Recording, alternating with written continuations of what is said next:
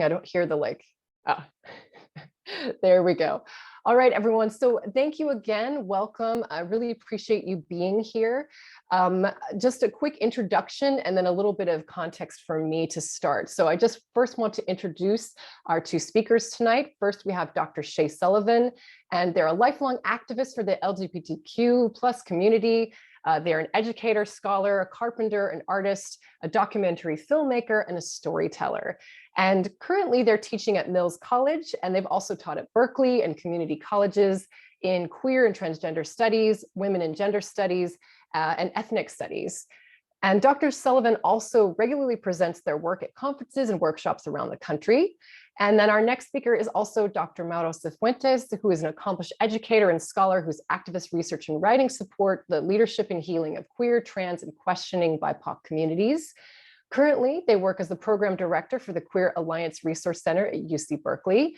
And Dr. Sifuentes has taught in gender and women's studies. They work in partnership with nonprofits, K-12 public schools, community colleges, and universities from across California to holistically address the needs of queer, trans, and questioning students. And they are in conversation with Dr. Sullivan. They're a longtime collaborator with them, as well as collaborating with other artists, academics, and community organizers. So let's talk about sort of the anthropology in this, and then we'll kind of get into this lovely discussion that we're going to have this evening. I want to give a little background context for those of you who are a little less familiar with anthropology. So autoethnography and ethnography. Let's start with a quick primer on ethnography, which is the primary method used by cultural anthropologists to do their research. Now, traditionally, it involved, anthropologists going out in the field to collect data, usually by living with particular cultural groups for a long period of time, and they would write down all their observations, they would do interviews, and they would kind of notice trends and themes. And you would learn the language, all the customs, you would immerse yourself as completely as you can, living in the same home, eating the same foods, practicing the same rituals, et cetera. You're not some passive observer, though. You're really supposed to get involved and get to know people. Now, about the last 20 or 30 years, there's been a big shift in the way that ethnographic fieldwork is practiced. So first, anthropologists, we've acknowledged that there's no such thing as an unbiased perspective, and try as we might to practice what we call cultural relativism. This is sort of a core concept in anthropology that requires us to understand cultures on their own terms with an open mind. We know that pure objectivity is pretty much impossible. And if you're an outsider to a culture versus growing up within a culture, you're going to have a different point of view and a different interpretation of behavior and beliefs and et cetera. So there's been an increase in anthropologists who are doing ethnography within their own communities, such as indigenous anthropologists who research their own people, or things like LGBTQ plus anthropologists who research things like queer subcultures, right? Second, there are a lot more anthropologists today who practice a more engaged approach. So in other words, instead of kind of sitting back as detached observers, many more ethnographic fieldwork projects feature a higher level of community involvement in the research. So anthropologists will seek for the study population itself to become more involved in the research, from everything from what types of questions they should ask to what the data means, the interpretation. And many anthropologists who do this kind of work will take a much more activist approach. It's not just about collecting data, it's about identifying problems that the research community is dealing with and collectively calling for or coming up with solutions. So kind of no more of this flying in, extracting data and taking off, right? You're trying to speak with and not for your research participants. So that leads us to the technique of autoethnography, which is what Dr. Sullivan used for their research. Autoethnography is when you're not only part of the research community, you are the primary research subject. You turn the researcher's gaze back on yourself, and it's typically used to examine a specific period of time in your life, a series of experiences, or memories that shape the trajectory of your life history. Now, this will still often involve combing through a lot of data. It's just that you're looking through the archive of your own life for information. So for example, you might analyze photographs. You will conduct qualitative interviews with those key figures who impacted your life. And you'll look at any written records about yourself, whether these are diary entries or news items, or in Dr. Sullivan's case, looking at medical transcripts. It's not dissimilar to writing a memoir, but the key difference here is that you're looking to explore how your anecdotal and personal experience connects to wider cultural, political, and social meanings and understandings. And to my mind, there could be no clear example of that than Dr. Sullivan's autoethnographic dissertation, and now, of course, the film that they're working on. So with that kind of background context in mind, Dr. Sullivan has asked me to share a quote from their autoethnography to kind of kick things off. And this quote comes from 3 of the doctors that they were made to see as a child at the UCLA Gender Identity Research Clinic. And these alleged therapy sessions took place from 1967 to 1970, from when they were 5 years old to 8 years old. And this is a quote that says, quote, while privately, one might prefer to modify society's attitudes towards cross-gender behavior, in the consultation room with an unhappy youngster, one feels far more optimistic about modifying the behavior of that one child than the entirety of society, unquote. Now, Dr. Sullivan, while you were researching and writing your autoethnographic dissertation, you had this unique experience of being able to access the medical transcripts, which documented not only the doctor's discussions about you as a patient behind closed doors, but it also included your own responses to them, particularly when you were an 8-year-old. And in your work, you refer to this particular section of the transcript as the interrogation, because there were, what, 7 doctors all sitting around and questioning you at one point? Is that correct? Yeah, there were 8 doctors and both my parents. Right, in this one place. And you have this record. So my first question is, can you tell us how you discovered this medical transcript? First, I just want to thank you, Dr. Cox, for having me, and Mauro here to have this amazing conversation, and CCSF for also providing us the space to come into conversation about the connections between how conversion therapy began and its impacts currently in our society globally, as we start to see the rise and practice of anti-trans and anti-non-binary laws and effect happening right now. I am currently on the Nissen land territory, and as we speak, I want to recognize that I'm a settler and that my people come from both County Kerry and County Cork, Ireland, as displaced diasporic people who are now settlers here on Turtle Island. I also want to say that this is not about my parents being bad people or my family having done harm. This is about how families were done harm by these doctors, society, and for us specifically, the Catholic Church. My parents went to the medical field with intentions of helping in their eyes, and they were supported in these falsehoods about gender by both of those locations. So this isn't, I want to beat up my parents because they did a bad job. This is about families and conversion therapy through an I lens for a we story, because this is not my story alone. I am lucky that I tripped upon my medical transcripts by a random phone call. So most of my dissertation has been random phone calls that have provided me with amazing entry points into this. I had found that quote in my master's when I was getting it at Cal State East Bay, and I wrote it down thinking it was really like, wow, really?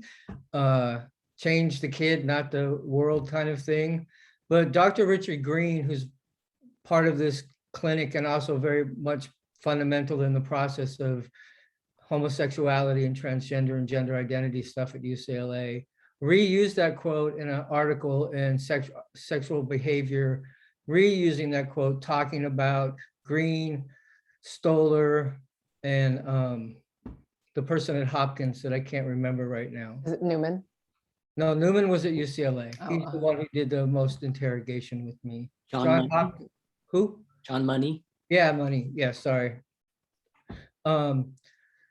So Richard Green and I exchanged emails during my master's, and I wasn't sure if they would remember me because it was 1970, right? And this is 2009. And I wrote him, and we were exchanging emails between England and the US. And he's like, I have a vague recollection of a young girl named Shay Sullivan who has red hair. Is that you? And I'm just sitting in my house in Alameda in the dark going at 3 in the morning because of the time thinking, how does he remember me? Like, how am I that important in the world? Like that you would remember me 40 years later. Then he asked me, like most researchers do, 3 questions. How old are you now? How do you identify with your gender and your sex? And in that moment, I saw a white lab rat. And so that carried through into my doctoral work. So he told me to get the Freedom of Information Act too long. I wanted to finish my master's. So I randomly called UCLA, the special collections, and I got a librarian and I said, the Stoller collection in the finding aid gives you an example of what's in the collection that was given to UCLA of all his work. And many researchers use it because Agnes is in there. And like, there's a lot of people that use this archive. I seem to be one of the only people who was able to access my restricted records because the librarian randomly went and found my record. And we know now today through the finding guide that these records aren't supposed to be released for 75 years. Wow. And so it changed, of course, the trajectory of my dissertation, right? Because here was firsthand data of these men and women creating this pathology, right? An invention of observation through a heteronormative, cisgendered, white supremacist kinds of lens that medicine is, right? Observing children and then making these particular diagnoses based on cross-gender identification, meaning if you dress Barbie as Ken and Ken as Barbie, you were pretty much in therapy for life. And that was one of the actual tests, right? That was part of this development, was like, how do you dress these dolls up kind of thing? Yeah, they had me draw a doll test, which is what I found in my master's. I found the markers for the effeminate boy study, which is a much more talked about, much more well-known study, and it was funded where the tomboy study was not funded. Sexism also works within research, right? And so we weren't as important, but they were still picking at us to try to figure out how to make these kind of assessments. And yeah, so it's, yeah, I had to draw a doll. So I had to go to the board, and in the transcript, everyone's encouraged me to go draw a doll on the whiteboard or whatever, the chalkboard. My parents, you hear them talking back and forth. The transcript is their introduction. They interview my parents. They bring me in, they interrogate me. We all leave, and then they talk about us. And so I'm up there and I don't want to draw. I don't want to put clothes on. Several times throughout the transcript, you see my resistance to the doctors, and they discuss that at the end of the transcripts about how some of them thought I was intentionally doing that out of protection, that I already knew how not to answer these questions. And so the transcript kind of changes the whole trajectory of studying the clinic.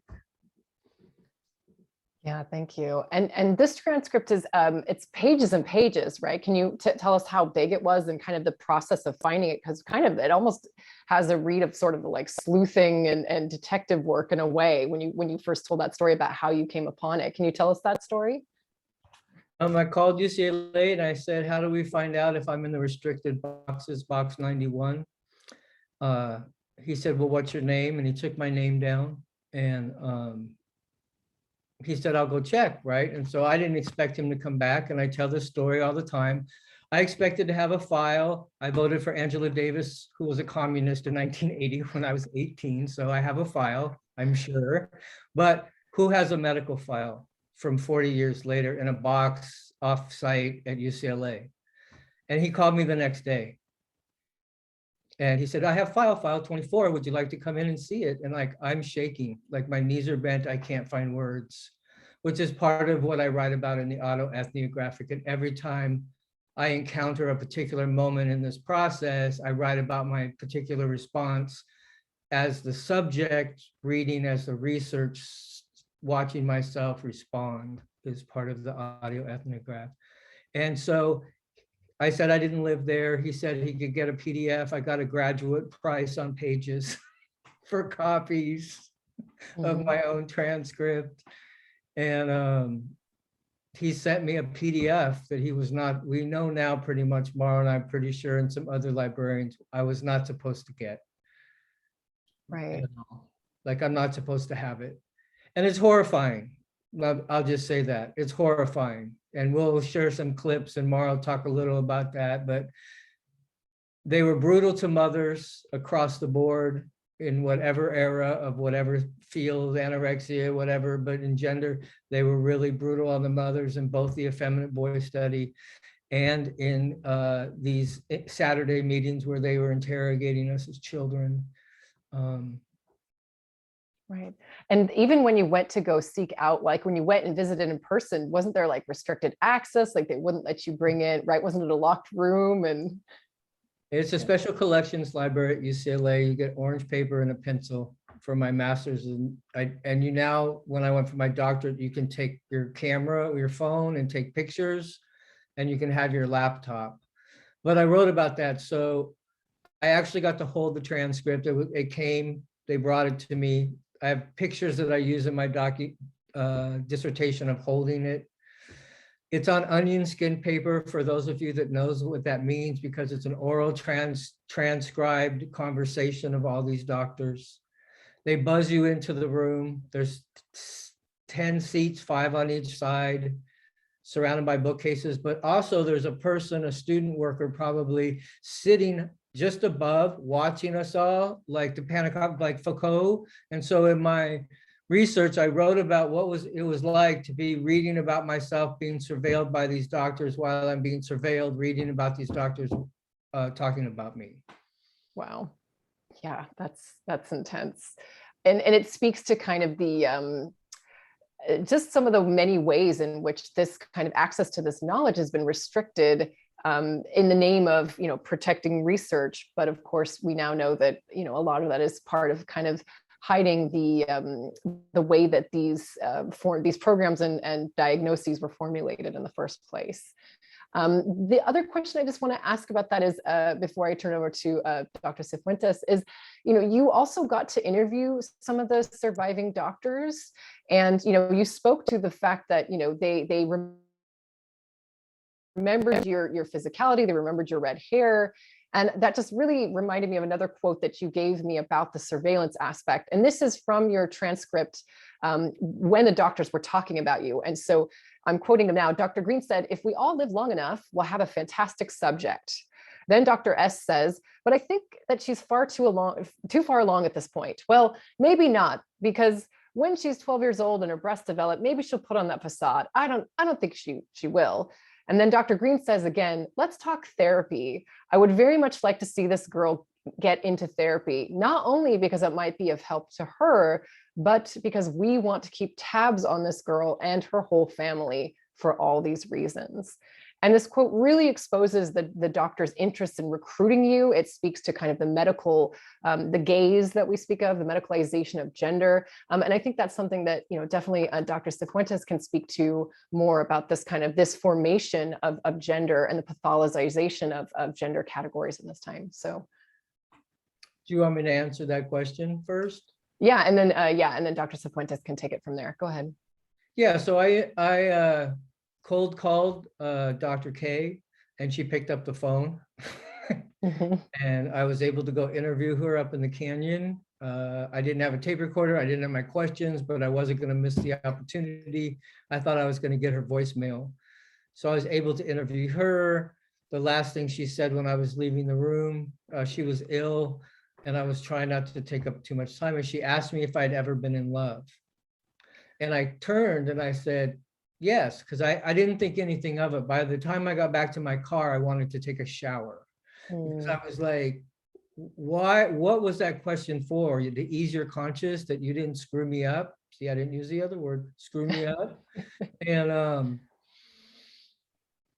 it was gross. It was just gross. I felt like a lab rat, the same way I felt like Green's questions were invasive. And then I interviewed Dr. Newman on the telephone while I was reading the questions that I had sent him approved for my committee to send the questions. He did not think that quote was harmful. He also didn't think the clinic was violent. He didn't think, and he thought they were helping. His one thing he says that's kind of similar to gender is he gave an example in his recording that if the kid has long hair and everyone has short hair, they should cut the kid's hair that's long.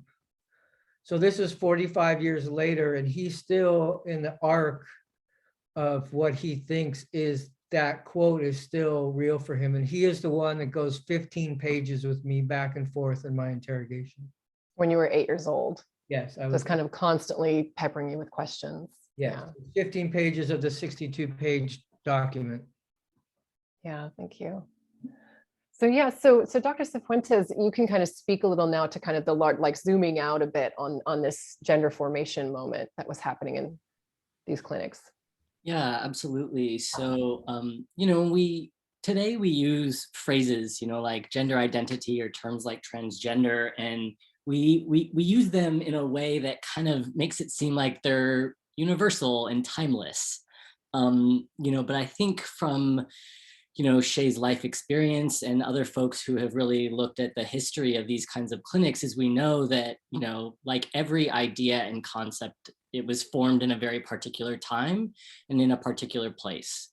And so even though a lot of these concepts of like gender role and some emergent ideas of gender identity developed on the East Coast, this concept that they were really hashing out at UCLA was this idea of a core gender identity. Now, what's really important to know about the UCLA clinics is that they were housed under this larger entity called the Neuropsychiatric Institute, that at the time was one of the most, if not the most prestigious psychiatric institutions in the whole country. And it was happening during a time when psychiatry was kind of ready to let go of its focus on kind of psychoanalysis. So for folks who don't know about psychoanalysis, a lot of that is looking at like family dynamics, early childhood experiences, and seeing how that shapes who we are and how that shapes you know, people's mental health and people's sort of mental constructs and senses of identity. And they were shifting from that kind of a model to this more kind of hard science biomedical model. So they were looking for human nature at that clinic. The head of that institute, the Neuropsychiatric Institute, was a man named Louis Jolyon West, who had stated very clearly in writing that he was on a quest for human nature through which we could organize and structure society. So they did things like pre-crime research alongside this gender identity clinical research. And all of it was really about surveilling communities and surveilling families, and in particular, relationships between mothers and children. During the post-World War II era, where there's this whole idea of this white middle class, picket fence, heteronormative, you know, binary gendered parents who have sort of two kids that are just perfect carbon copies of themselves as these nuclear economic units, right? And so that became a really important site of surveillance and intervention for shaping behavior more broadly. It's also really important to note that, you know, Los Angeles was a very particular place during the 1960s and 70s.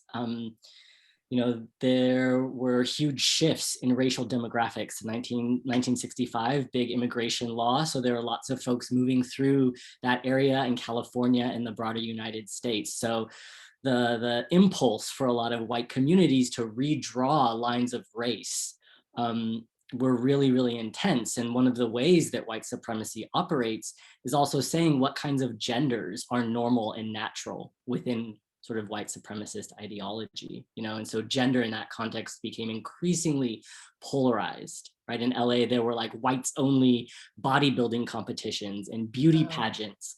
And that was also sort of like the consolidation after the 50s of the military industrial complex. So there are a lot of military families in Los Angeles. In fact, many of the psychiatrists that worked in the gender identity research clinic were ex-military psychiatrists, mostly white, straight, and closeted cis men.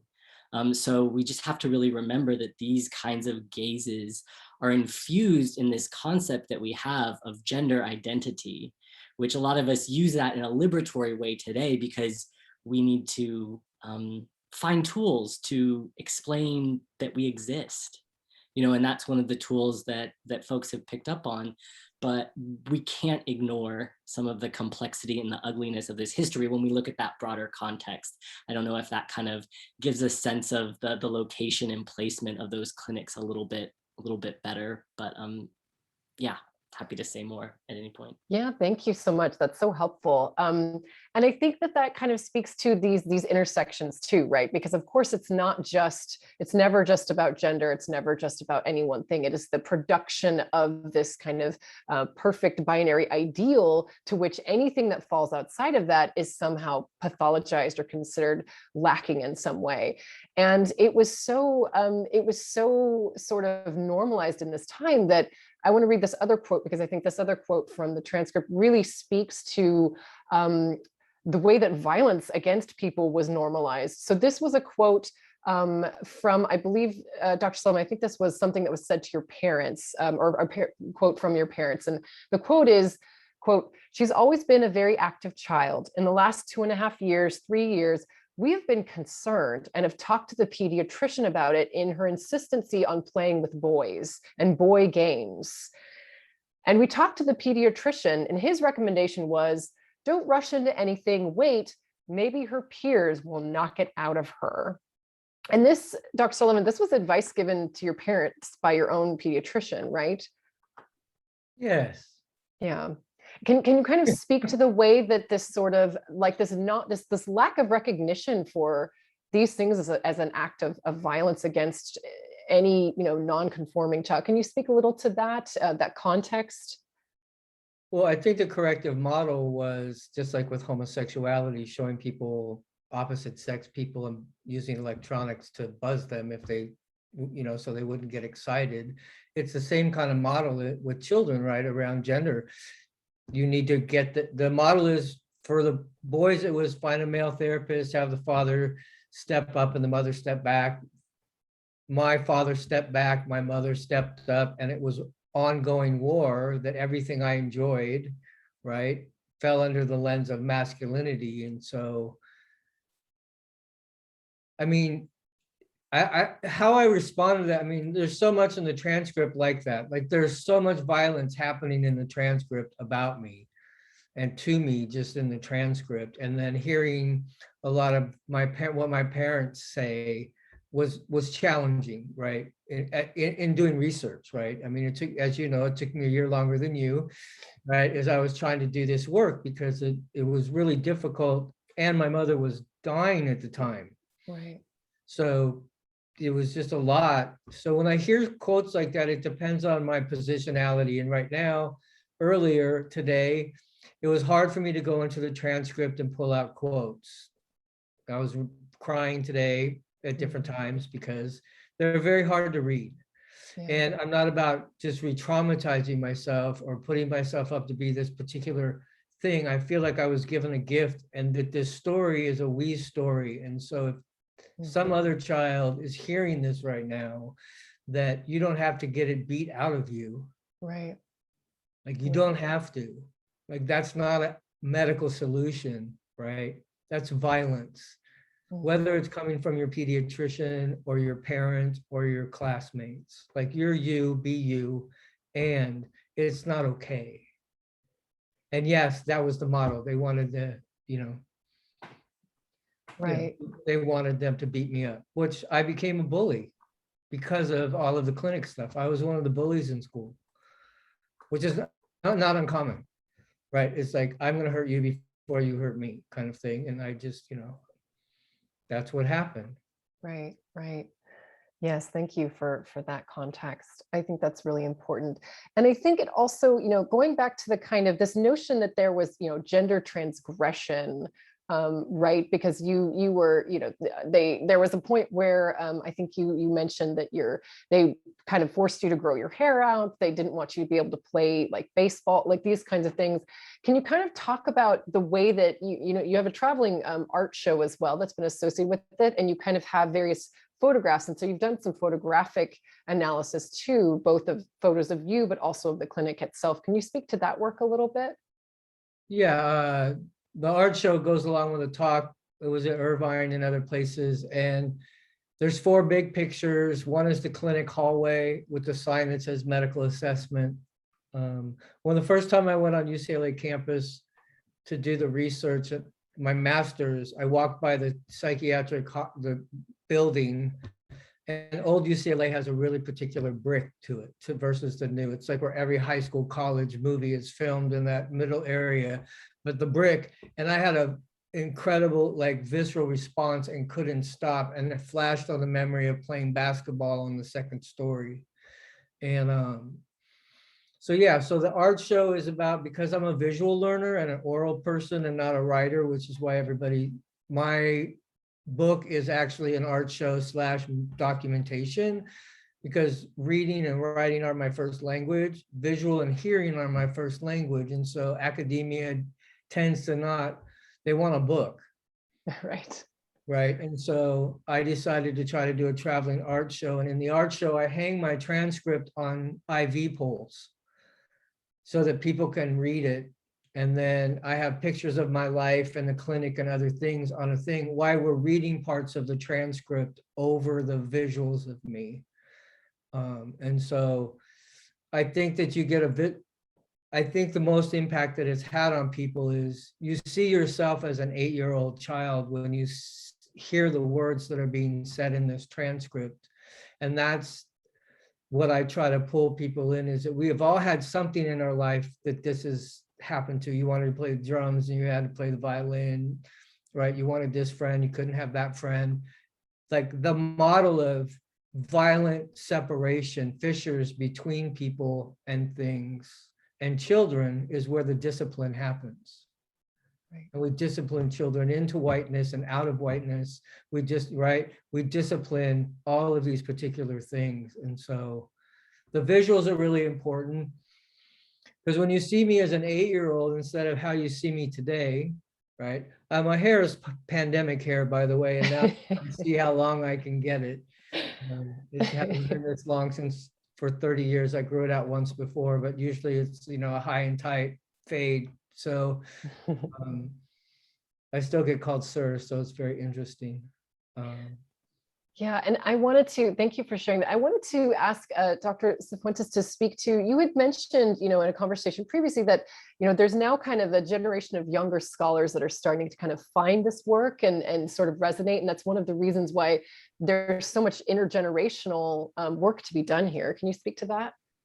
Yeah, absolutely. I think, one thing that really drew me to working with Shay is, I heard in their story and their life experience and struggles, things that were very similar to my own life, and, has to do with feelings of belonging, abilities to connect with other people, things that are triggering. We have a lot of things that are shared between us, even though our lives have looked very different on the surface. And when I would hear them talk and connect those experiences that they had to things that went on in the clinic, I know it's going to sound kind of strange, but part of me was, I don't want to say envious, but it's like, you have a thing to point to. You have this experience in the clinic where these concepts were being developed and honed by sort of like cutting you up into bits and then stitching you back together. I've always described my own experience as one of feeling like people kind of like cut me all up and then like stitch me back together like some kind of gender Frankenstein, So to hear about Shay's experience in the clinic really woke something up inside of me that made it feel really urgent. And when I see a lot of younger scholars doing research on the gender identity research clinic, it's interesting because, they go into that same archive that Shay went into to find their own transcript, and they write about it in these really sometimes kind of really like poetic and romanticizing kinds of ways that, for me, knowing an actual survivor of the clinic, there's a piece of it that, while I'm really grateful for that fact finding and that theorizing, there's a bit of it that feels, for lack of a better word, just kind of icky. Mm-hmm. Where there's no thought. And I'm sure I would be in that camp if I didn't have the relationship that I have with Dr. Sullivan. And so I think that for me, it's really important to do this kind of intergenerational scholarly intra-community healing work, because as queer people and as trans people, we often operate in such intense generational isolation. Like most queer and trans people I know don't hang out with folks more than plus or minus 5 years their own age. And there are a lot of reasons why that's the case.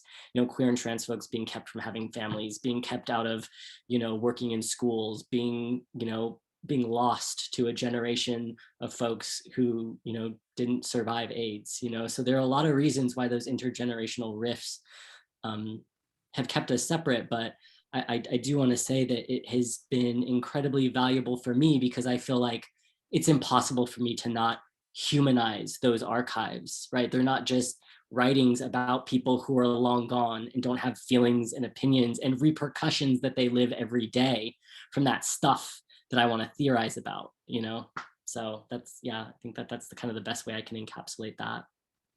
Yeah, thank you. And that really kind of brings us to, talking about this film that you're working on, Shay, which is, going to be really, I think it's going to be so useful, because that will just create another audience, right? We want to bring this story out of academia, right? It's all well and good to have our dissertation and have those letters behind our name, but to reach a broader audience, like, it can't just be academics and theorists kind of talking amongst themselves. We need to bring that out into the larger world. And so I just wanted to kind of, ask you, when you started working on this film, one thing that really stuck out is I want to talk about this kind of this sort of third space, right? Occupation. And this comes from another quote that you had sent me.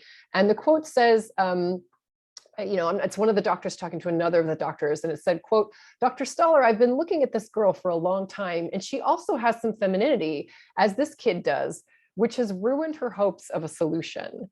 She's not masculine enough to say, screw everybody, I'm going to get the operation. She just kind of hangs in the middle with some gentleness, delicacy, and femininity, along with a lot of masculinity, which is not that swaggering kind of exaggerated kind that you will sometimes see," unquote. And I think that really, you have a whole chapter called Gender as a Pathology, right? Which kind of speaks to this resistance to the acceptance of things between the binary. Can you kind of talk about that gender as pathology and how that sort of, links to your film? Sure. I want to pick up on one thing Mauro said. So I had the experience of going to a talk when I was a grad student at Berkeley. A sociologist and a theater person were doing a talk on Agnes, who's a very famous person that people study. And there was like 100 people in the room, including mentors of mine and professors and other people. And they were talking, and I had visceral responses to the person speaking Agnes's words. And so, as any grad student feels, I was terrified to raise my hand in front of all of the people. But I did, and I reminded people that these archives, that people are still alive, and that people in the room might be people that have survived these doctors that you are speaking about in these particular ways, and that there may be a way to introduce your work in a particularly different way, so that, one, I also don't have to come out as someone in the room who's been traumatized and now feels a little bit traumatized again by being at the lecture, right? And so how do we present this material also becomes important, right? And who is our audience? So the part about being in the middle is kind of like Mauro said, it's been my whole life struggle. When I came out to myself at 17 as a dyke, I was like, yes. And then they told me I had to hate men. And I was like, what? Right? And so that's kind of been my queer world, right? And then it's been that way in the sense that I don't really believe for myself, right? I just don't want gender attached to me, right? It's like I'm doing something because I'm doing something. Now I'm informed by society and norms, and I've picked up behaviors. I am the cliche. I have the truck, the bike, the dog, the Harley, and the tools, right? I helped develop the cliche of Butch Dyke. So I'm good with that. I'll be 60 next year. I'm good with that. But also this work, the way they tried to do it is that they developed the mousetrap that we now need, right? And so we can't just blow up gender identity disorder like I would like to, right? The bottom line is that we have to navigate people's medical freedom and choice to be able to have medical technologies that they want to participate in. without judgment or gatekeeping.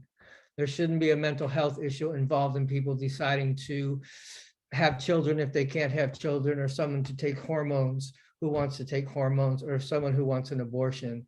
And so in there, I want to take the pathology out of the decision of people to have access to medical technology, right? And you can see by that quote, and a quote we'll use later, is that they were reading me as in the middle, right? And I'm kind of in the middle, and the non-binary conversations, I don't like to use non-binary because it really focuses binary as norm, maybe it's Foucauldian in me, but that loop around saying language that is always doing something and informing something and stating something as legitimate, right? So non-binary is stating that there is a binary, and those of us that do the work know that that doesn't exist, right?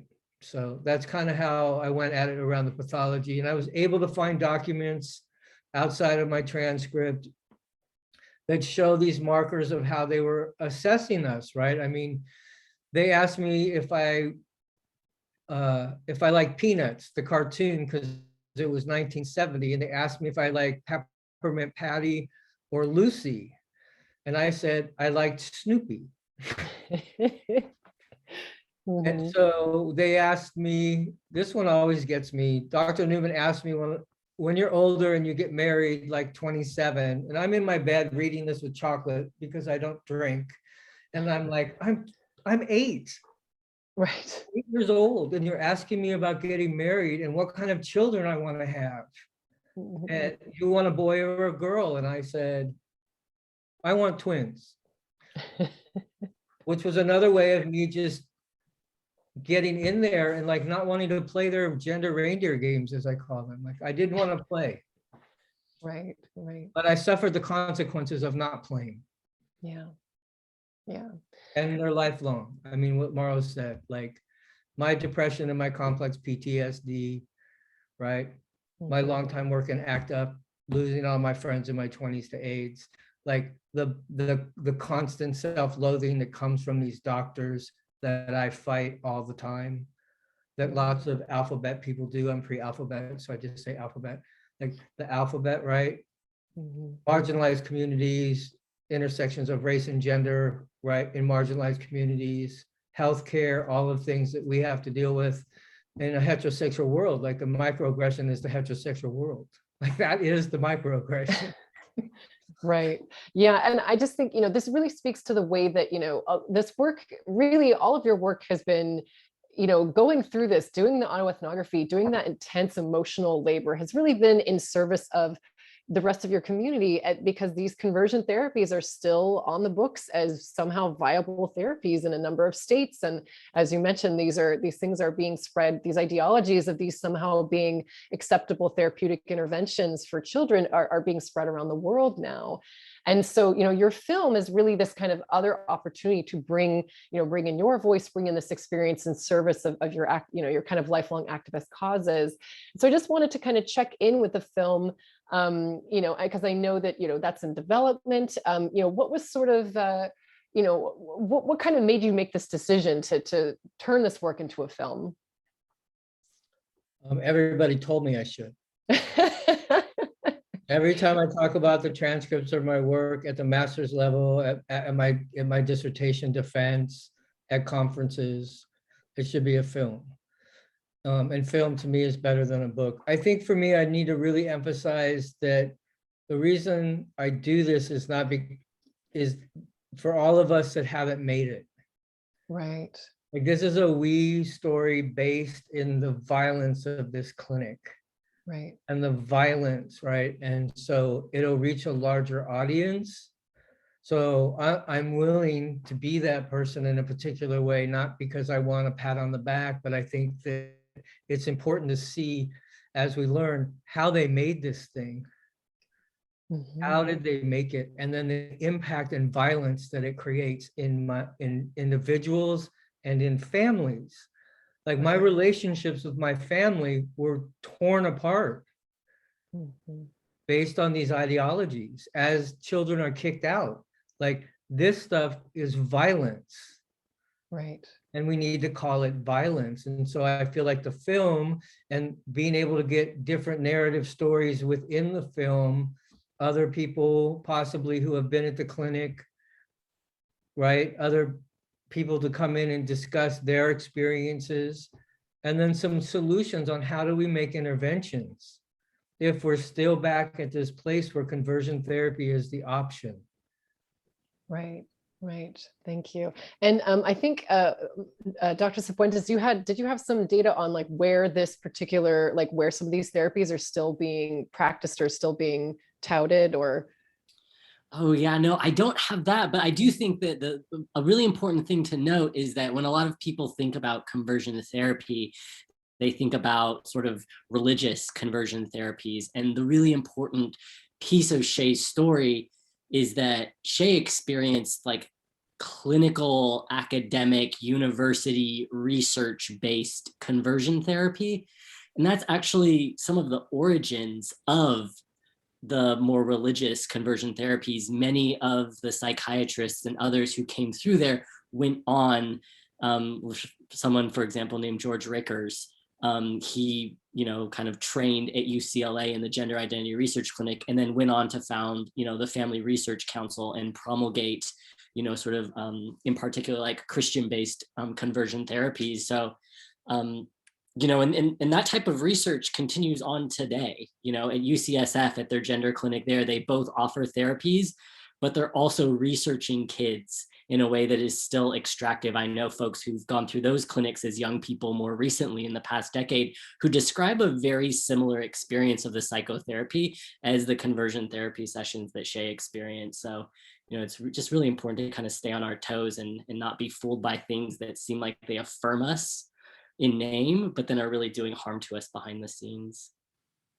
Yes, thank you. And that really does speak to, kind of going back to the anthropology piece is sort of the importance of recognizing when you're doing your research, right? Recognizing who is this for, how can this research potentially be, can it be misused in some way, right? That's something that anthropologists and all scholars really have to think about is, who is the audience? Who am I researching? How can I protect the people I'm working with? Even protecting yourself, right? If you're doing autoethnography, you need to make sure that you create space for that.